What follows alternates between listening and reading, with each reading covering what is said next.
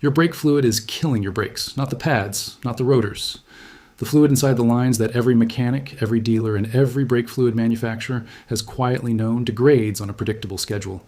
And that degrading fluid is the single most overlooked safety failure in passenger vehicles today. Here is the number they never put in the owner's manual. Brake fluid absorbs moisture from the air at a rate of approximately 2 to 3% per year through the seals, hoses, and reservoir cap of your braking system.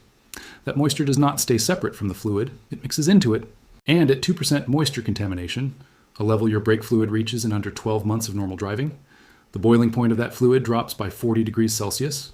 At 3%, the level it reaches in 18 to 24 months, the boiling point drops by 60 degrees.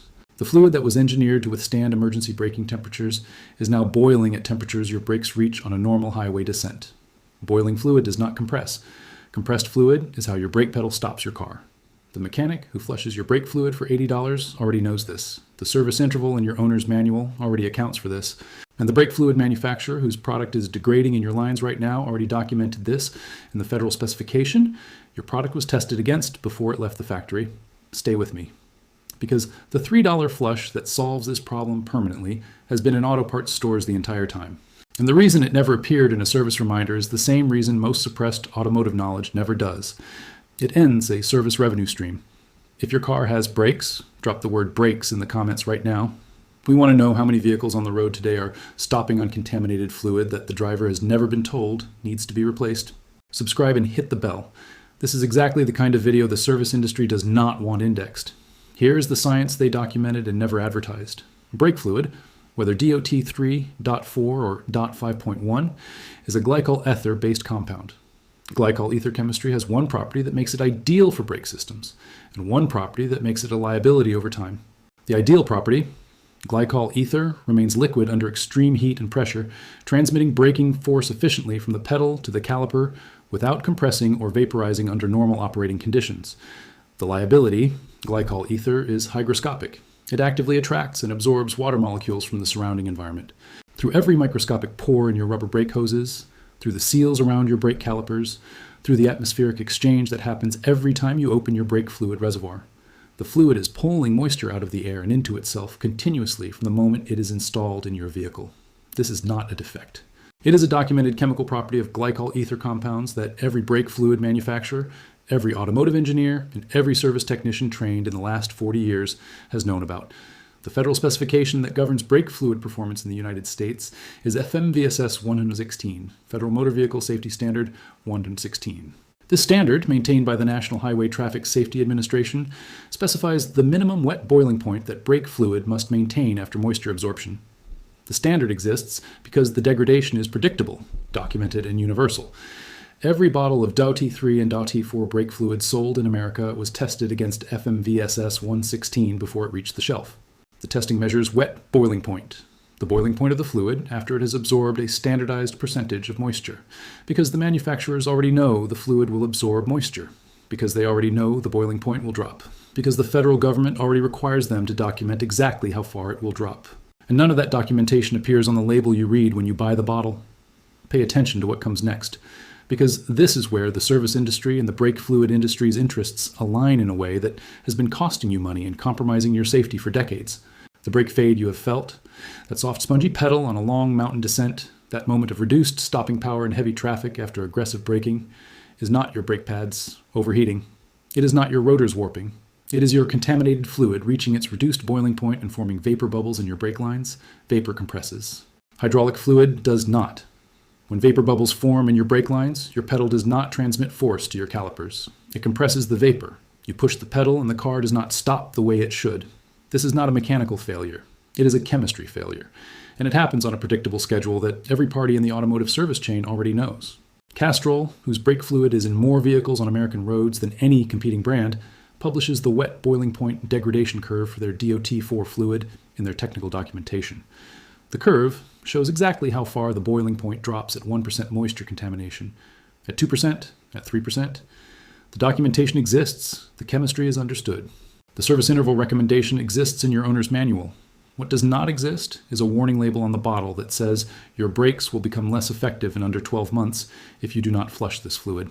Because a warning label that accurate would make the service interval impossible to ignore. And An impossible to ignore service interval creates an $80 flush appointment at the dealer every 12 months, which is not a problem for the dealer. The problem for the industry is that the same flush can be performed at home for $3. Stay with me, because here is where the suppression of that knowledge begins. Brake fluid flushing requires two things: new brake fluid, .T3 or .4 depending on your vehicle specification, 1 to 2 bottles, under $3 per bottle at any auto parts store, and a brake bleeding kit, a simple hand pump tool available for under $15 that any person can operate without mechanical training. Total cost for a complete brake fluid flush, under $3 in fluid plus a one-time $15 tool purchase. The dealer's version of this service costs $80 to $100 every time, every 12 to 24 months, for the life of your vehicle.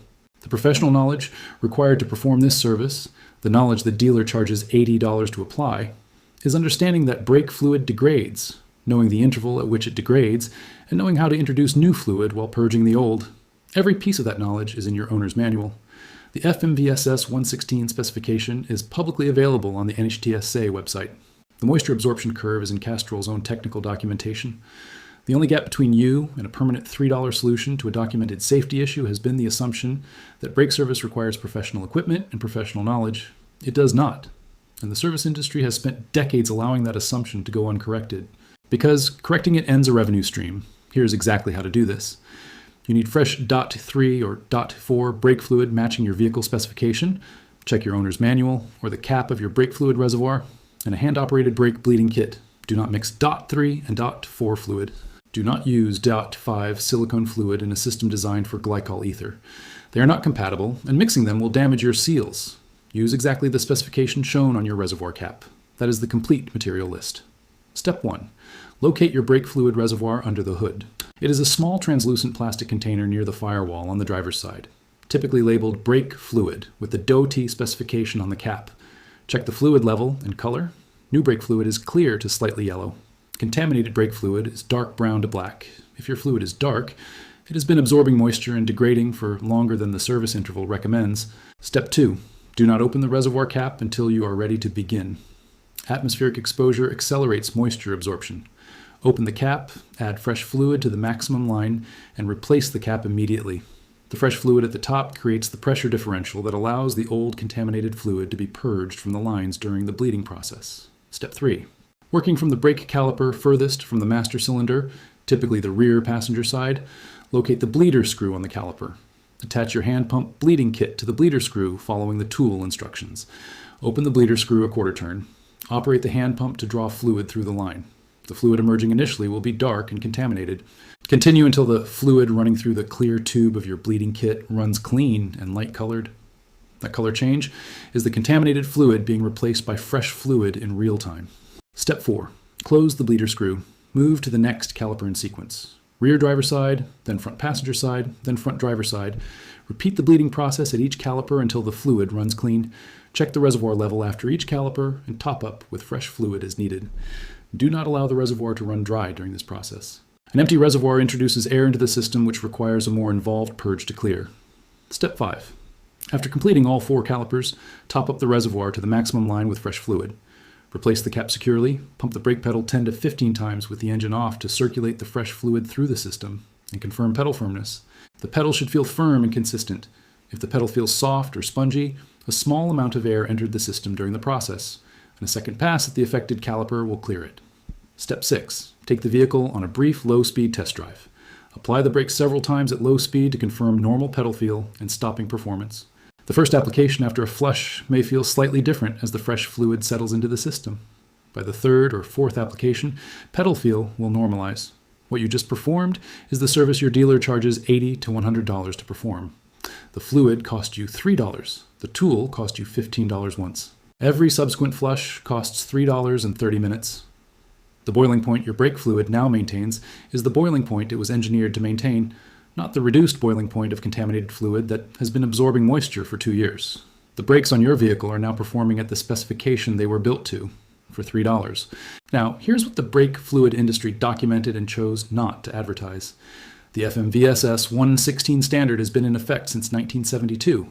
50 years of federal documentation confirming that glycol ether brake fluid degrades through moisture absorption on a predictable schedule. 50 years of wet boiling point specifications, acknowledging that the fluid in your brake lines will be less effective than the fluid in the bottle by the time your next service interval arrives.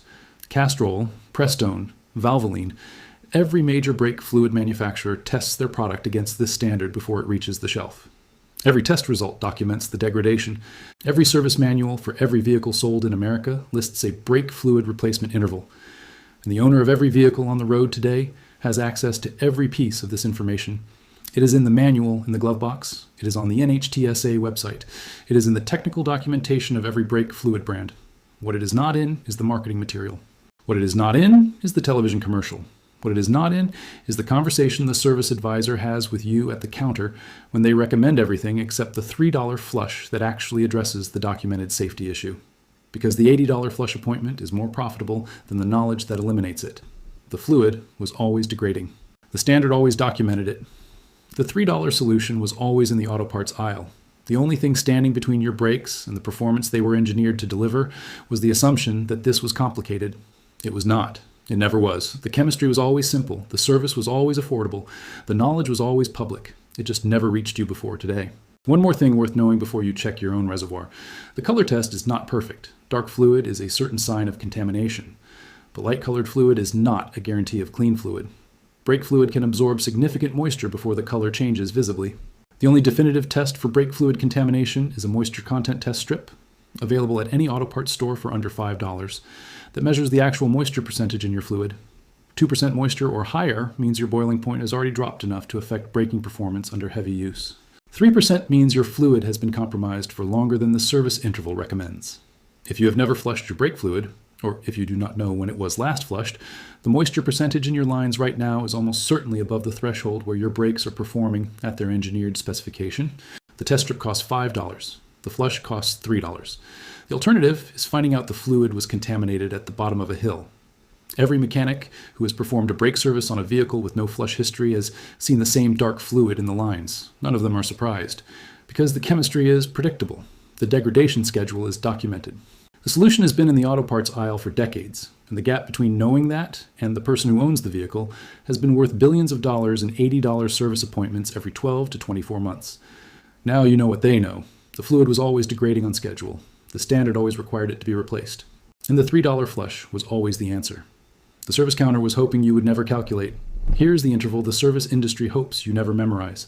T3 brake fluid. Replace every 1 to 2 years or every 20,000 miles, whichever comes first. .4 brake fluid. Replace every 1 to 2 years or every 25,000 miles. These intervals are not recommendations invented by mechanics to generate service revenue. They are in your owner's manual. They are based on the documented moisture absorption rate of glycol ether compounds. They exist because the engineers who designed your braking system understood exactly how the fluid degrades and built the service schedule around that chemistry. Most vehicles on American roads today have never had their brake fluid replaced, not once. The average vehicle age on American roads is 12 years. 12 years of moisture absorption, 12 years of boiling point reduction, 12 years of a fluid that was engineered to withstand emergency braking temperatures, now reaching its boiling point on a normal highway descent. This is not a catastrophic failure waiting to happen on a specific day. It is a gradual performance degradation that happens on a documented schedule and that every owner's manual, every federal specification, and every brake fluid manufacturer already accounts for. The information to prevent it has been in the glove box of every vehicle sold in America for decades. $3 of fresh fluid in 30 minutes is all it has ever taken to restore your brakes to the specification they were built to maintain. The service industry charged $80 for that knowledge. The knowledge was never theirs to charge for. It was in a federal safety standard. It was in a technical document. It was in the glove box. It just never reached you until now.